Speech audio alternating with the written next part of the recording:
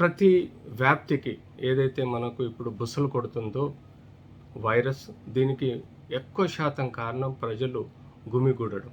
ఇది యూజువల్గా మనం పెళ్ళిళ్ళల్లో, పబ్లిక్ మీటింగ్స్లలో, విహారయాత్రల్లో ఎక్కువగా మనకు వ్యాప్తి చెందే అవకాశం ఉంటుంది. ఎందుకంటే విహారయాత్రలలో డిఫరెంట్ ప్లేసెస్ నుంచి వ్యక్తులు వస్తుంటారు, డిఫరెంట్ దేశాల నుంచి వ్యక్తులు వస్తుంటారు. ఎవరి వాళ్ళల్లో ఈ వైరస్ ఉందో తెలియదు.